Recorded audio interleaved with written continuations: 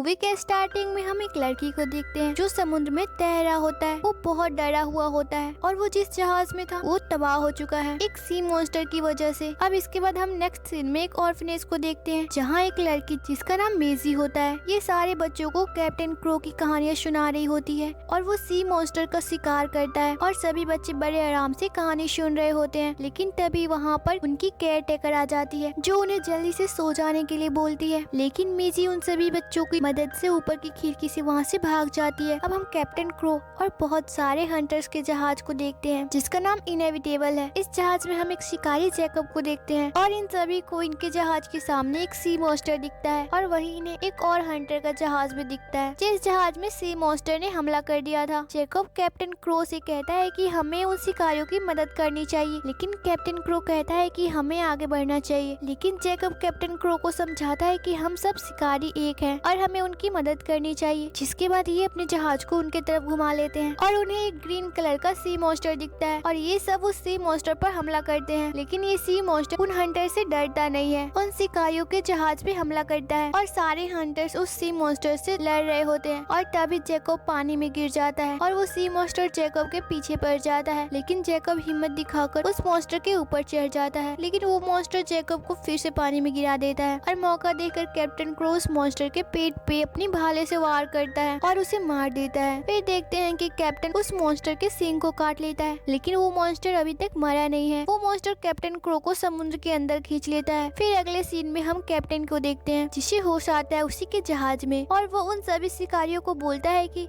अब जहाज को घर की तरफ ले जाना है। यहाँ शिकारियों का डॉक्टर मरहम पट्टी कर रहे होते हैं और जैकब उन सभी से कहता है कि अब तुम लोग मुंह लटकाकर मत बैठो क्योंकि हम लोग वापस जरूर आएंगे और उस रेड मॉन्स्टर से लड़ेंगे। जैकब कैप्टन क्रो के साथ डिनर कर रहा होता है और कैप्टन क्रो से कहता है कि तुमने सही किया उन हंटर्स को बचाकर और कहता है कि हम उस सी मॉन्स्टर के लिए दोबारा फिर आएंगे। पहले घर जाकर इस मॉन्स्टर को मारने के लिए हम इनाम लेंगे और अपने जहाज को रिपेयर करवाएंगे। जिसके बाद कैप्टन क्रो जैकब को बोलता है पर इन सब के बाद हम क्या करेंगे और कहता है अगर इसे कुछ हो गया तो इस जहाज की रक्षा कौन करेगा। और वो जैकब को एक किताब देता है जिसमें उनके पूर्वजों की बहादुरी के किस्से थे और कहता है कि जब वो उस रेड मॉन्स्टर को अपनी हाथों से मारेगा तब वो इस किताब में लिखेगा। उसके बाद वो इस किताब को जैकब को दे देगा क्योंकि कैप्टन क्रो जानता है कि जैकब आगे चल के इस जहाज का कैप्टन बनेगा। अगले दिन वो सभी शहर पहुंचते हैं और उन सभी शिकारियों को देखकर आम जनता बहुत खुश होते हैं और मेजी भी उन्हें देखकर बहुत खुश होती है। और एक शिकारी शारा कहती है कि अब वो राजा और रानी के पास जाएंगे इस राक्षस को मारने का इनाम लेने। लेकिन वो लोग ज्यादा देर यहाँ नहीं रुकेंगे। इसके बाद वो लोग जाने वाले हैं दूसरे मॉन्स्टर को मारने के लिए। सभी खुशी मनाने के लिए ड्रिंक करते हैं और मेजी जैकब से मिलती है और दोनों सी मॉन्स्टर को लेकर बातें करते हैं और मेजी बताती है कि उसके भी पेरेंट्स शिकारी थे लेकिन वो लोग मारे गए और जैकब समझ जाता है कि इसी वजह से मेजी में एक शिकारी जैसा जज्बा है। मेजी उसे कहती है कि वो भी शिकारियों के साथ जहाज में जाना चाहती है लेकिन जैकब मेजी को समझाता है कि तुम अभी बच्ची हो। पर मेजी कहती है कि वो जाकर कैप्टन क्रो से पूछ लेगी क्योंकि कैप्टन तो वही है। लेकिन जैकब मेजी को बोलता है कि तुम अपने घर जाओ। अब इसके बाद कैप्टन क्रो और जैकब महाराजा और महारानी के पास जाते हैं उस सी मॉन्स्टर के सींग को लेकर। लेकिन महारानी थोड़ी सी नाराज है क्योंकि शिकारियों ने उस रेड मॉन्स्टर को नहीं मारा जो उन्हीं की आंखों के सामने था और उन्होंने अपना प्रोटोकॉल को चुना और दूसरे शिकारियों की मदद की। और महारानी कहती है कि अब से हंटर्स दोबारा जहाज में नहीं जाएंगे क्योंकि उनके पास नेवी का जहाज है जिसमें तोप लगे हुए हैं जिससे वो बहुत आसानी से मॉन्स्टर को मार सकते हैं। लेकिन कैप्टन उस जहाज को देखकर कहता है कि ये जहाज मॉन्स्टर के सामने टिक भी नहीं सकता। लेकिन उस जहाज का कैप्टन कहता है कि वो हर सी मॉन्स्टर का वजूद मिटा देगा। वो उसे समझाता है कि तुम न जाने कितने लोगों की जान खतरे में डाल रहे हो और कैप्टन क्रो बहुत गुस्सा होने लगता है जो महारानी को पसंद नहीं आता। लेकिन जैकब महारानी को समझाता है कि वो लोग बरसों से यही काम कर रहे हैं और महारानी को एक सुझाव देता है कि अगर नेवी के शिकारी उनसे पहले रेड मॉन्स्टर को मार देंगे तो तब से हम शिकार करने नहीं जाएंगे। महाराजा को ये सुझाव पसंद आता है। जिसके बाद कैप्टन क्रो और जैकब अपने जहाज को रेडी करते हैं लेकिन उस जहाज में छोटी बच्ची मेजी भी चुपके से आ जाती है। लेकिन कैप्टन क्रो को मेजी का जोश बहुत पसंद आता है और ये सुन करके कि वो भी शिकारियों की बेटी है तो ये सारा को बोलता है कि तुम उस छोटी बच्ची को जहाज के तौर तरीके सिखा दो। ये सुनकर जैकब हैरान रह जाता है। सारा मेजी को एक छोटा सा चाकू देती है और कहती है कि अगर तुम मुसीबत में पड़ जाओ तो इस चाकू से तुम खुद को बचा लेना। मेजी कहती है कि आप तो बहुत अमेजिंग हो। फिर मेजी खुश होकर कैप्टन क्रो और जैकब के पास आती है ये दिखाने के लिए कि उसके पास भी एक चाकू है जिससे वो मॉन्स्टर से लड़ सकती है। कैप्टन क्रो से कहता है कि फिलहाल तुम जाकर सो जाओ। अब थोड़ी देर बाद जहाज हिलने लगता है और और ऊपर बर्ड्स मंडरा रहे होते हैं। ये देखकर उन्हें लगता है कि शायद एक सी मॉन्स्टर उनके सामने है। सब लड़ने के लिए रेडी होते हैं और जैकब मेजी को एक रूम में बंद कर देता है और हम देखते हैं कि ये वही सी मॉन्स्टर है। और फिर से मेजी अपने कमरे से बाहर निकल आती है और पानी के अंदर उस रेड सी मॉन्स्टर को देखती है। और शिकारियों ने उसी मॉन्स्टर को अपने मोटे से रस्सी से पकड़ लिया था, लेकिन वो सी मॉन्स्टर इनसे ज्यादा ताकतवर है, जिससे वो जहाज को इधर उधर घुमाने लगता है। और मेजी ये देख कर कि ऐसा होने से सब लोग खतरे में पड़ सकते हैं, इसलिए वो इस मॉन्स्टर की रस्सी को काट देती है, जिससे वो और जैकब पानी में गिर जाते हैं। पानी में उन दोनों की नजर उस सी मॉन्स्टर पे जाती है जो उन्हें घूर रहा होता है, लेकिन वो मॉन्स्टर इन दोनों पर हमला नहीं करता और वो मॉन्स्टर समुद्र की गहराइयों में वापस चली जाती है। और मेजी और जैकब एक छोटे से नाव में चढ़ जाते हैं, लेकिन कैप्टन उस छोटी लड़की मेजी पे बहुत गुस्सा है, क्योंकि मेजी उस रस्सी को काट दी थी, जिससे ये लोग उस मॉन्स्टर को पकड़ सकते थे। तभी अचानक से वो रेड मॉन्स्टर आकर जैकब और मेजी को खा लेता है। ये देखकर कैप्टन को शॉक्ड हो जाता है, लेकिन वो दोनों अभी भी जिंदा थे उस मॉन्स्टर के मुंह के अंदर। थोड़ी देर के बाद जैकब उसकी मुंह से कहीं और चला जाता है और मेजी भी उसके पीछे पीछे जाती है और वो दोनों पहुँचते हैं उस रेड मॉन्स्टर के नाक के पास और देखते हैं कि वो मॉन्स्टर आखिरकार कहाँ जा रहा है। और देखते ही देखते वो मॉन्स्टर एक आइलैंड के पास पहुँच जाता है। तब जैकब कहता है कि वो बाहर निकलकर इसी मॉन्स्टर को मार देगा, लेकिन दोनों बात कर रहे होते हैं कि तभी जैकब का भाला उस सी मॉन्स्टर के नाक पर लग रहा होता है, जिससे उस सी मॉन्स्टर को छींक आने लगती है। वो जोर से छींकता है और जैकब बाहर निकल जाता है, लेकिन वो और मेजी रस्सी से बंधे हुए थे,